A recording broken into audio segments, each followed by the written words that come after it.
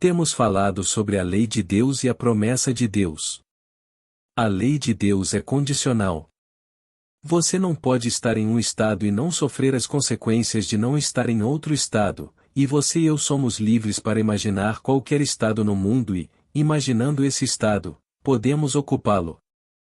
Ocupando o estado, nós o fertilizamos, tendo-o fertilizado, ele tem sua própria hora marcada para a sua realização.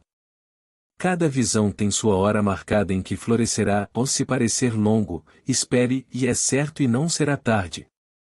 Algumas coisas crescerão da noite para o dia, e algumas coisas crescerão em uma semana, depois em 3 semanas e depois em 1 mês, e algumas coisas levarão anos. Pode ser um problema sobre o qual parecemos não ter controle. Nós lhes contamos a história aqui, onde em uma ocasião demorou 5 anos, mas a alegria de colher o fruto então. Era a relação de mãe e genro.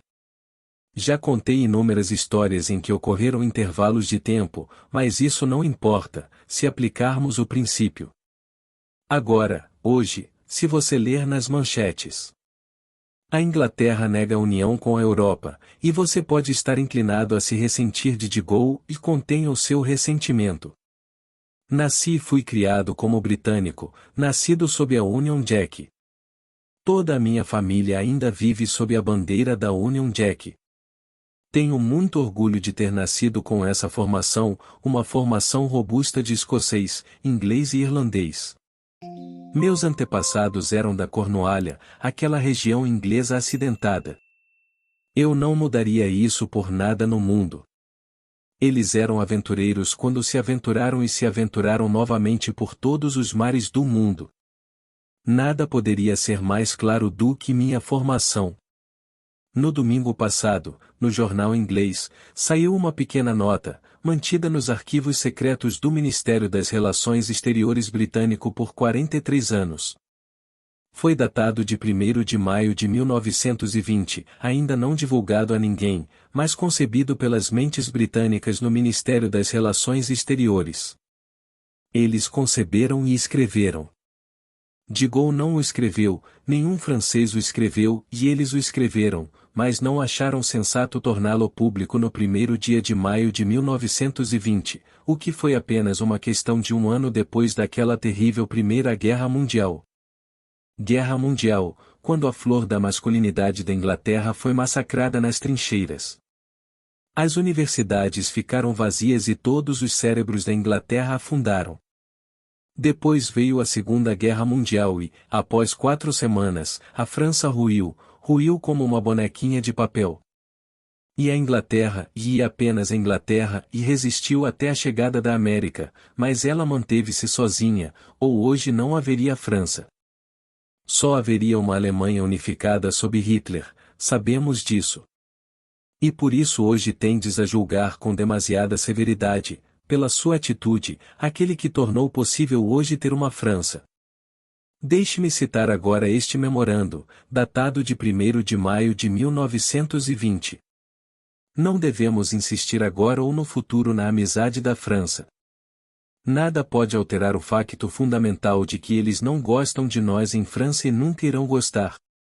Estou a citar com precisão.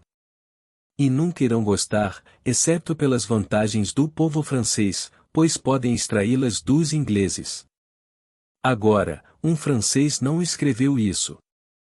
Os ingleses escreveram isso do Foreign Office, que é como o nosso Departamento de Estado, pois são eles que determinam a política externa.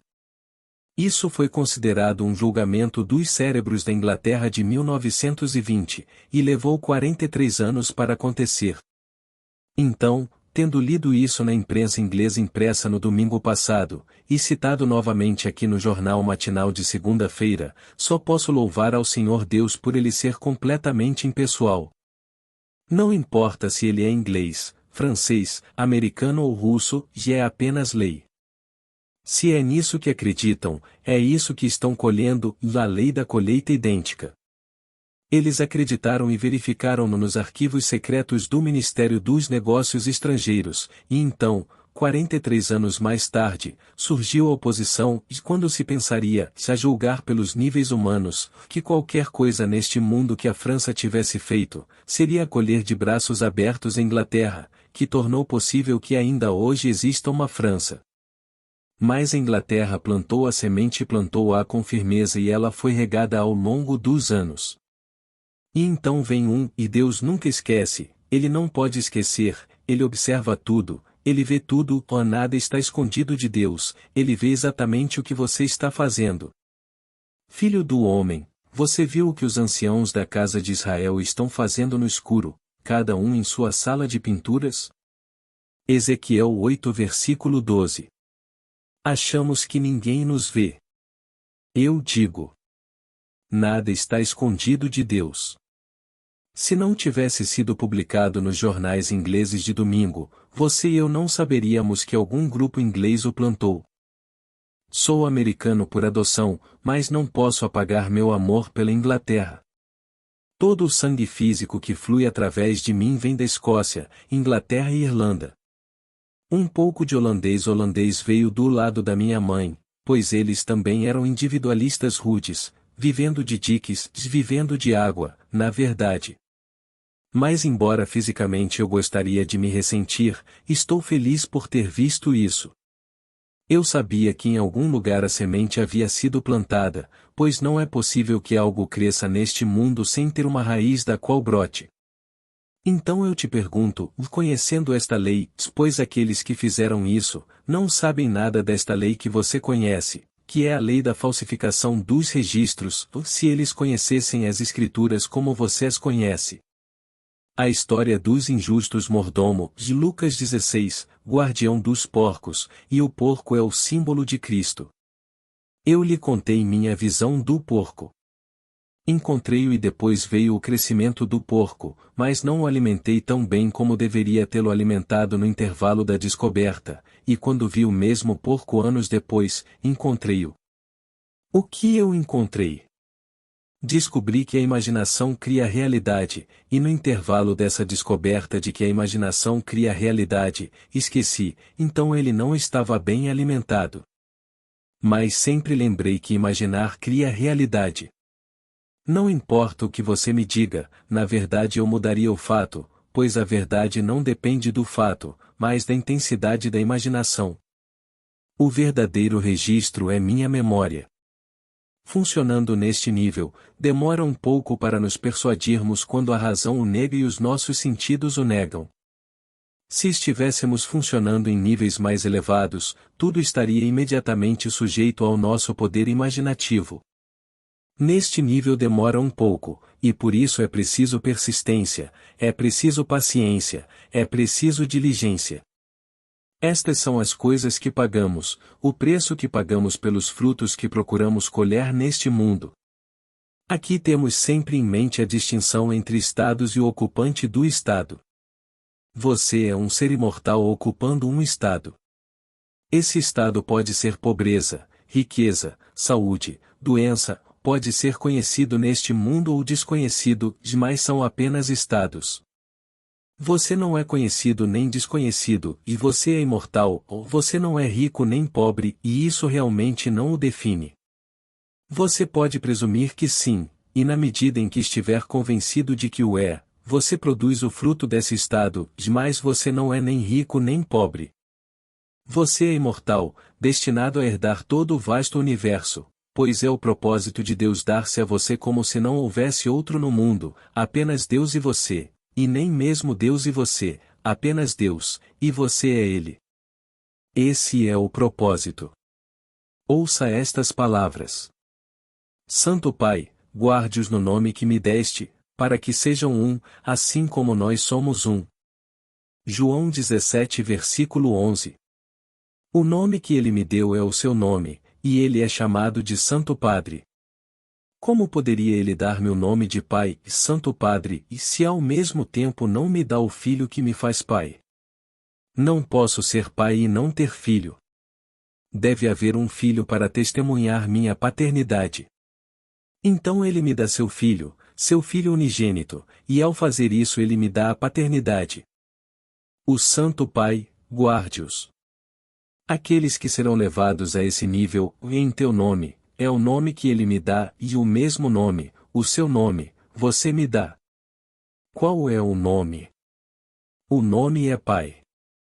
E falo da maneira mais maravilhosa, e apresenta o seu Filho unigênito e ninguém diz quem ele é. Você sabe quem ele é, e sabe que ele é seu filho, e sabe que ele não é apenas seu filho, mas ele sabe que você é o Pai dele. Nesse exato momento você herda a glória que é o Pai, ou mais a glória desta herança celestial, e que é todo o vasto universo, e não pode tornar-se real, ou pelo menos não ser plenamente realizada no indivíduo, enquanto ele estiver nesta vestimenta física. Mas quando ele o tira pela última vez depois daquela experiência, automaticamente ele é um com Deus Pai. Para que eles sejam um, assim como nós somos um. E esse é o destino de todas as crianças do mundo. Mas você passa por todos os tipos de provações e tribulações, e ele nos dá uma lei pela qual podemos viver com sabedoria e felicidade. Como nos é dito: bem-aventurado o homem que se deleita na lei do Senhor, porque em tudo o que faz prosperará. Não em poucas pequenas coisas, mas em tudo o que faz ele próspera, e se souber. Se você estivesse naquele gabinete há 43 anos, quando esta decisão foi apresentada, datilografada e arquivada, se você soubesse o que sabe hoje e se sentasse lá, diria aos cavalheiros: eu sei, senhores, estes são os fatos baseados na razão. É como se eles odiassem, como você odeia o homem que te alimenta, porque você tem vergonha de ser alimentado, então depois de um tempo você fica esperando para se vingar. Você não quer ser alimentado e, então, quando ele continua alimentando você, você se sente um escravo. Ao sentir seu poder, o escravo quer cortar a garganta de quem o alimentou. Isso é automático. Então, se você estivesse lá, você teria dito: senhores, estes são os fatos, mas vamos agora modificar os fatos, vamos falsificar os registros e reescrever esse memorando. E vamos nos convencer de que eles nos amam, que podemos um dia tornar-nos um corpo unificado, todos nós, independentemente das diferenças de línguas, e vamos apresentar esse relatório. Talvez eles não o tivessem feito, mas um indivíduo daquele grupo o teria feito mentalmente. Mas eles não sabiam o que você sabe. Conforme nos é dito. Os sábios da antiguidade, os profetas e os reis teriam dado qualquer coisa para ter ouvido as coisas que ouvistes e para ver as coisas que vistes, e não o fizeram.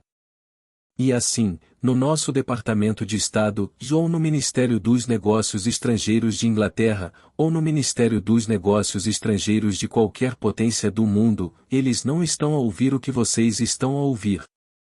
Isto não faz sentido para eles, eles devem ser seres racionais e jogar o jogo como jogaram durante séculos incontáveis, com todos os erros e repetindo todas as coisas bobas novamente.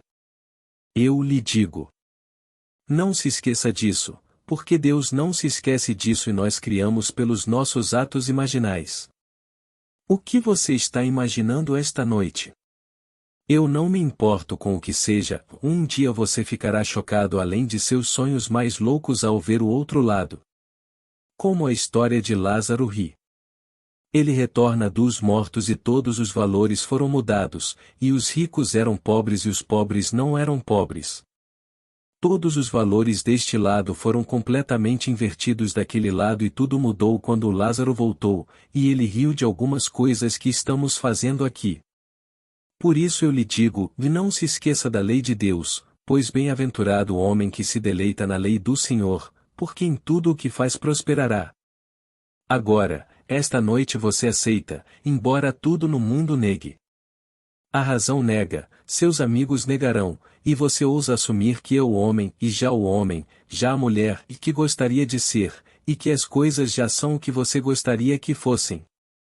E à medida que você se atreve a assumir que você é, e você caminha nessa suposição como se fosse verdade, de uma forma que ninguém sabe, você será conduzido através de uma série de eventos em direção ao cumprimento dessa suposição, e nenhum poder em um mundo pode pará-lo se você for persistente nessa suposição. Acredite que imaginar cria realidade. Portanto, eu lhe digo, tudo o que você pedir em oração, acredite que você receberá, e você receberá. Marcos 11 versículo 24. Simples assim, e mais como acreditar que recebo isso? Se neste exato momento eu acreditasse que recebi o que hoje nego, olharia o mundo de forma diferente. Eu não veria isso antes desse cumprimento. Eu agora olharia mentalmente para o mundo e o veria como veria se fosse verdade que me tornei o homem que quero ser. Eu comungaria com minha esposa, minha filha, meus amigos, partindo dessa suposição, e embora nenhuma coisa física no mundo pudesse me forçar, eu ainda deveria persistir na crença de que isso é feito, e continuar com essa suposição, e dormir no crença de que isso aconteceu exatamente como se fosse verdade. E se o fizer, posso dizer-lhe, sei por experiência própria que isso se tornará realidade a este nível. Já é verdade no momento em que acredito, ou naquele momento é o ato criativo. Mas a memória do homem é muito curta e ele não se lembra do ato, por isso quando faz a colheita nega que seja dele. Ele não plantou, e ainda assim temos uma lei estabelecida desde o início chamada Lei da Colheita Idêntica. Enquanto a terra durar, a sementeira e a colheita, o frio e o calor, o verão e o inverno, o dia e a noite, não cessarão. Gênesis 8 versículo 22. Tudo produzirá conforme sua natureza, ou não pode produzir outra coisa senão a sua natureza. Aquilo que você planta você colhe. Veja os campos além. O Ceazum era Ceazum, o milho era milho. O silêncio e a escuridão sabiam. Assim nasceu o destino do homem. Então, quando eu colho essas coisas no mundo, posso negar e tentar argumentar para sair disso, mas isso me confronta e aí está. Não teria sido trazido ao mundo se não tivesse sido plantado como foi plantado, porque aí está o fruto. E então, se hoje sou indesejado pelo mundo, em algum momento no passado devo ter sentido muita pena de mim mesmo e me sentido indesejado. Sinto que eles deveriam realmente me querer, porque fui muito gentil com eles no passado. Depois de toda a minha gentileza, é isso que eles fazem. Então sinto uma reação, depois me sinto indesejado. É isso que as nações fazem, os indivíduos fazem, as famílias fazem e não faça isso. Faça a lei de Deus.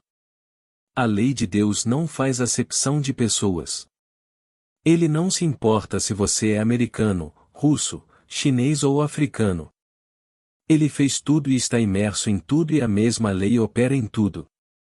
Somos todos um e eventualmente todos acordaremos, e nosso nome será um e nosso nome será Pai, Santo Padre, e olhando para nosso próprio Filho amado, e seu nome é Davi, o Filho unigênito e lá ele é e você é o Pai dele. E se eu sou o Pai dele e você é o Pai dele, então somos um. Se todo o vasto mundo se tornar o Pai do Filho unigênito, então seremos um e embora sejamos individualizados.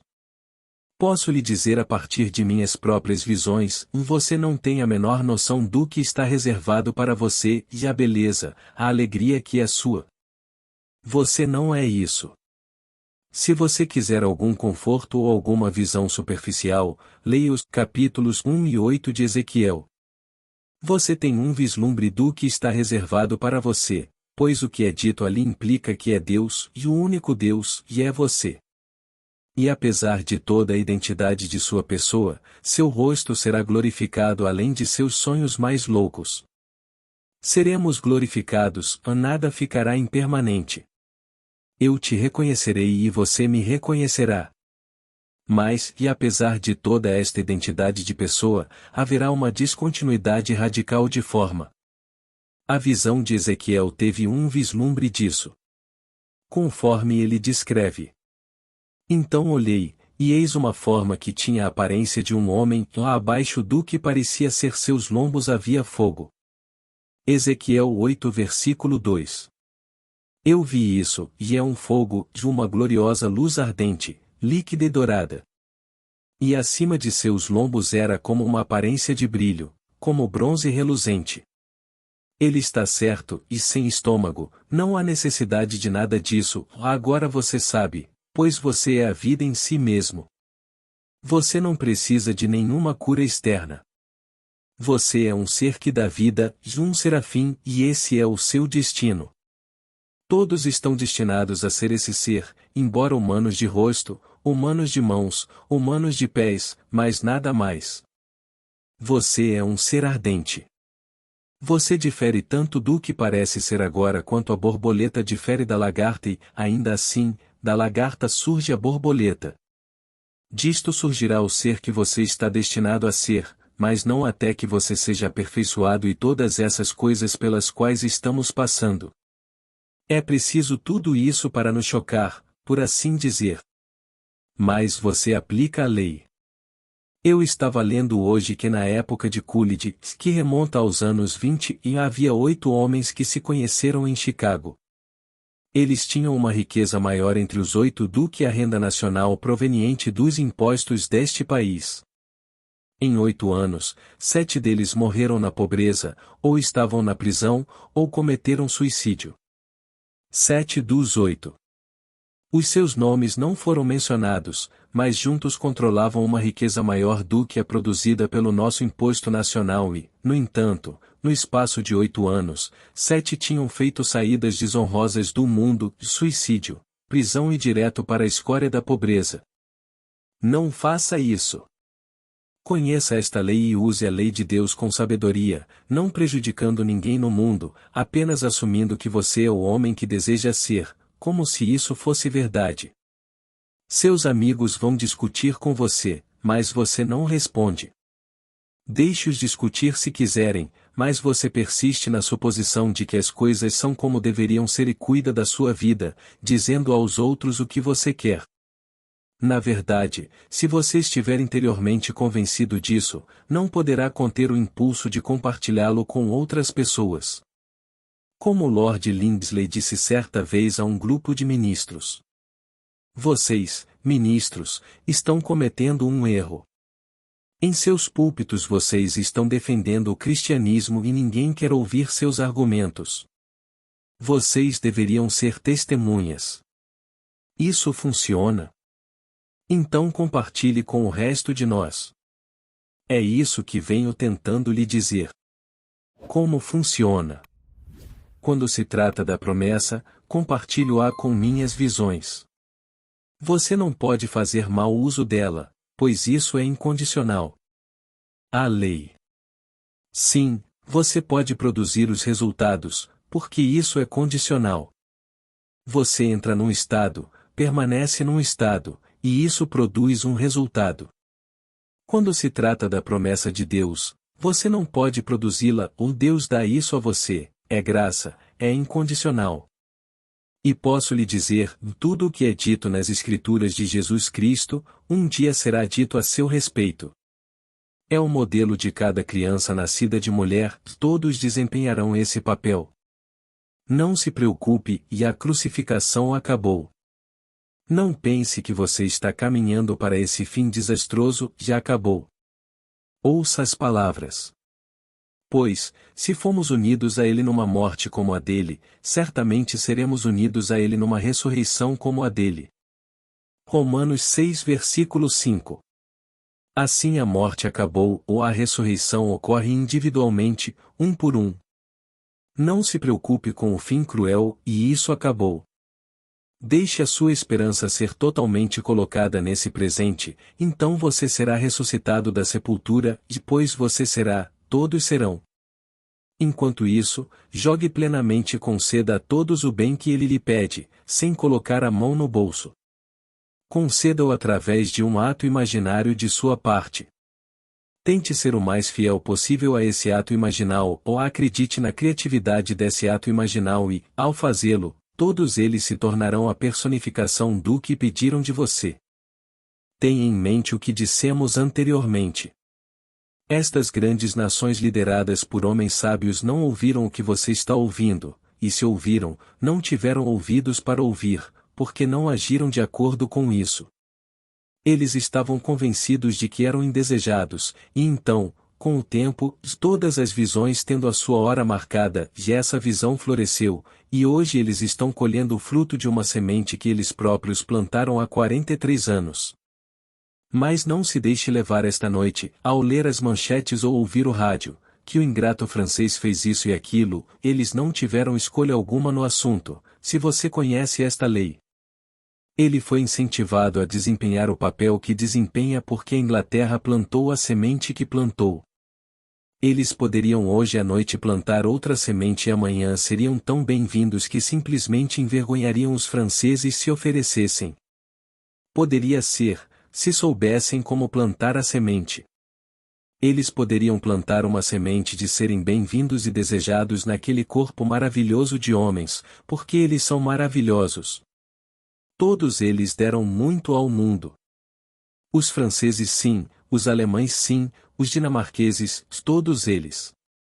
Não há ninguém nesse enorme grupo que não tenha dado tanto ao mundo. E assim eles poderiam, de braços abertos, trazer todos eles, e eles poderiam fazer um mundo maior.